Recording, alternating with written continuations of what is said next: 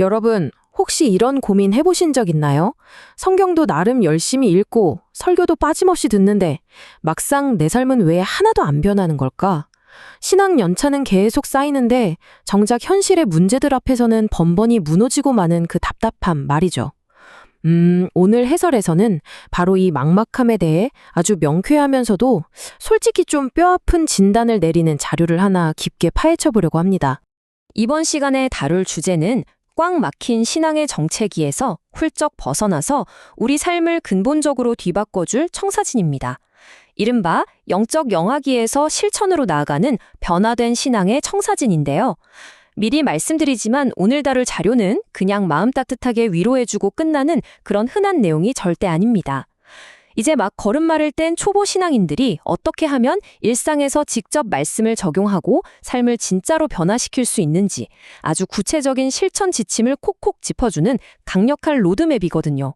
자, 그럼 본격적으로 한번 들어가 볼까요? 오늘 우리가 함께 밟아갈 핵심 단계들입니다. 첫 번째, 신앙이 멈춘 진짜 원인부터 시작해서요. 두 번째, 영적 영화의 특징. 세 번째, 기도 부탁의 진짜 의미. 네 번째, 내게 주어진 영적 위치. 다섯 번째, 말씀 적용의 단계. 그리고 마지막, 여섯 번째, 반석 위에 집 짓기까지 쭉쭉 이어서 살펴보겠습니다. 네, 그럼 바로 첫 번째 장, 신앙이 멈춘 진짜 원인입니다. 이 자료를 보면 정말 흥미로우면서도 전곡을 찌르는 대비가 하나 나와요. 우리가 성경 말씀을 그냥 평범한 베스트셀러 책 읽듯이 눈으로만 읽고 만다면 안타깝게도 신앙과 인생은 딱 그 자리에 멈춰버린다는 겁니다. 완전 정지 상태가 되는 거죠. 하지만 반대로 말씀을 실제로 내 삶에서 행할 때 그때 비로소 닫혀있던 인생의 문이 활짝 열리고 변화가 시작된다고 강조합니다. 그러니까 우리가 위기 상황에서 그렇게 쉽게 와르르 무너지고 자꾸만 남의 믿음에 얹혀가려고 하는 영적 실패의 가장 큰 원인이 바로 이 말씀을 행하지 않는 것에 있다고 아주 날카롭게 꼬집고 있는 겁니다. 자, 이어서 두 번째 장, 영적 영화의 특징으로 넘어갑니다. 이 자료에서는 방금 말한 멈춰버린 상태를 가리켜서 영적인 영화, 그러니까 한마디로 영적인 악이라고 부릅니다. 단어가 좀 세게 들릴 수도 있는데 무슨 뜻이냐면요. 하나님의 진리보다는 당장 내 몸이 느끼는 감정이나 기분에 이리저리 끌려다니고 온전히 다른 사람의 믿음에만 찰싹 기대어 있는 상태를 말해요. 사실 곰곰이 생각해보면 우리 모두 신앙생활 하면서 한 번쯤은 겪어봤을 꽤 뼈아프지만 익숙한 내 모습 아닐까 싶네요. 저자는 이 안타까운 상태를 아주 찰떡 같은 성경 구절 히브리서 5장 12절을 가져와서 설명합니다. 때가 오래되었으므로 너희가 마땅히 선생이 되었을 터인데 단단한 음식은 못 먹고 젖이나 먹어야 할 자가 되었도다. 와, 진짜 직설적이죠? 교회 다닌 시간이 꽤 지났으면 이제는 쑥쑥 성장해서 남을 돕는 듬직한 선생이 되어야 맞는데 기초적인 영적 걸음마조차 다 까먹어버린 거예요. 그래서 여전히 누군가 입에 떠먹여주는 우유만 찾고 있는 거죠. 제자리에 꽉 멈춰버린 신앙. 정말 정신이 번쩍 드는 묘사 아닙니까? 그럼 이 영적인 아기들의 구체적인 특징이 뭘까요? 자료에서 제시한 걸 하나씩 보면요. 일단 눈에 보이고 느껴지는 감각에만 전적으로 끌려다닙니다. 스스로 밥을 안 떠먹고 늘 누군가 스푼으로 떠먹여주길 바라죠.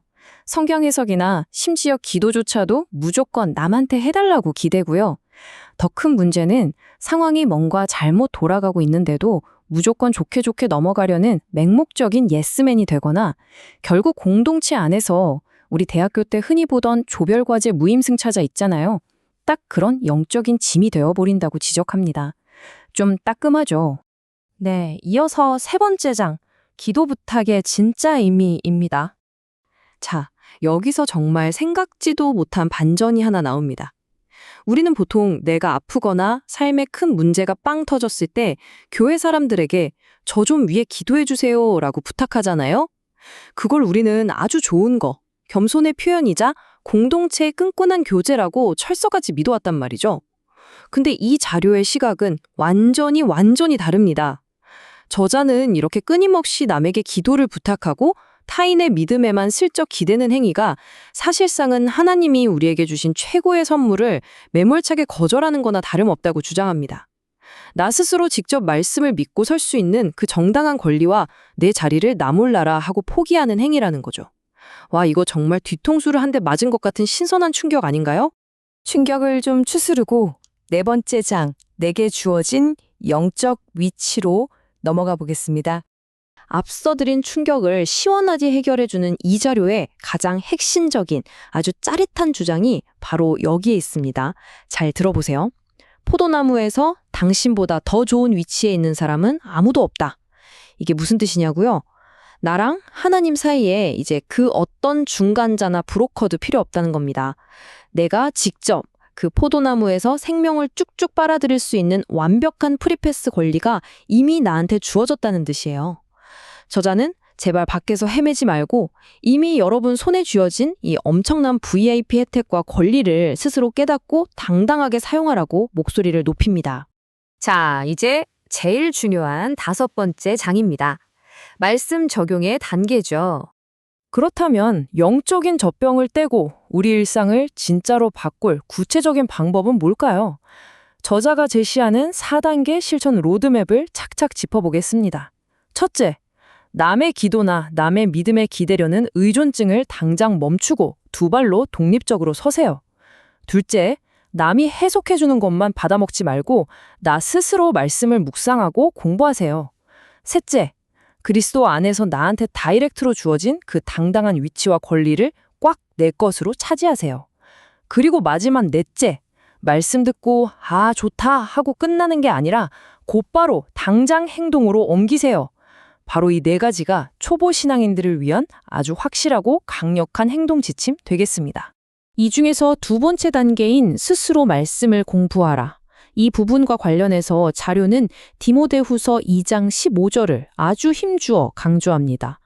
너는 진리의 말씀을 옳게 분별하며 부끄러울 것이 없는 일꾼으로 인정된 자로 자신을 하나님 앞에 드리기를 힘쓰라. 이게 결국 무슨 말이냐면요. 우리가 더 성공해보겠다고 세상의 자기계발서만 주구장창 읽을 게 아니라 하늘의 말씀을 내 스스로 씹고 뜯고 맛보고 공부해야 한다는 거예요. 아침에 눈 뜨자마자 침대에 누워서 스마트폰 소셜미디어 피드만 끝도 없이 스크롤하기 전에 내 영혼을 살찌우기 위해서 직접 말씀을 펴고 소화시키는 일상의 찐 습관이 필요하다. 바로 그 얘기입니다. 그리고 대망의 4번째 단계 행동하라는 지침은 이 유명한 야고보서 1장 22절로 완벽하게 쐐기를 박습니다. 오직 말씀을 행하는 자가 되고 듣기만 하여 자신을 속이는 자가 되지 말라. 와, 뼈 때리는 말씀이죠. 이 자료의 분석에 따르면요. 심지어 우리가 겪는 육체적 질병이나 삶의 큰 고통들조차도 결국 그 뿌리는 영적인 상태에서 비롯된다고 봐요. 그러니까 눈앞에 보이는 문제의 증상, 겉껍데기만 붙잡고 아등바등 씨름할 게 아니라 내가 당장 자리에서 툭툭 털고 일어나서 오늘 내 일상 속에서 말씀을 직접 행동으로 옮길 때 비로소 그 복잡했던 삶의 근본적인 문제들이 스르륵 풀리기 시작한다는 아주 명쾌한 논리입니다. 어느덧 마지막이네요. 6번째 장, 반석 위에 집 짓기입니다. 우리가 마태복음 7장에서 수백 번도 더 들었던 그 유명한 비유 있죠? 모래 위의 집, 반석 위의 집. 이 비유가 오늘 말씀드린 이 모든 과정의 결론을 완벽하게 보여줍니다. 여러분, 비바람치고 홍수나는 거. 다시 말해 인생의 무서운 폭풍우는 신앙이 좋든 나쁘든 누구에게나 똑같이 들이닥쳐요. 피할 수 없죠.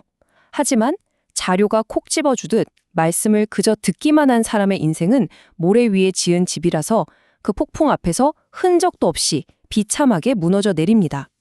반면 오늘 우리가 살펴본 대로 말씀을 듣고 내 일상 속에서 직접 행동으로 옮긴 사람의 집은 어떨까요? 단단한 반석 위에 아주 굳건하게 서서 그 어떤 태풍도 끄떡없이 견뎌냅니다. 저자는 바로 이것이 행동하고 실천하는 자만이 누릴 수 있는 영광스러운 궁극적인 승리라고 선포하는 겁니다. 자, 이제 오늘 해설을 마무리하면서 이 자료가 우리 모두에게 던지는 아주 도발적이고 묵직한 마지막 질문을 하나 나눠볼까 합니다. 여러분, 오늘 당신은 말씀을 그저 듣기만 하시겠습니까? 아니면 당장 행하시겠습니까? 늘 누군가 떠먹여주기만 기다렸던 그 영적 영아기의 낡고 무기력한 습관, 이제 과감하게 던져버리자고요. 그리고 지금 당장 내게 주어진 이 평범한 일상 속에서 말씀을 작은 행동 하나로라도 옮겨보라는 이 강력한 메시지. 여러분은 오늘 이 질문에 뭐라고 답하시겠습니까? 진정한 삶의 변화에 목말라 있던 모든 초보 신앙인 분들에게 오늘 파헤쳐본 이 자료가 아주 속 시원하고 의미 있는 인생의 돌파구가 되었기를 진심으로 바랍니다. 지금까지 시청해 주셔서 정말 감사합니다.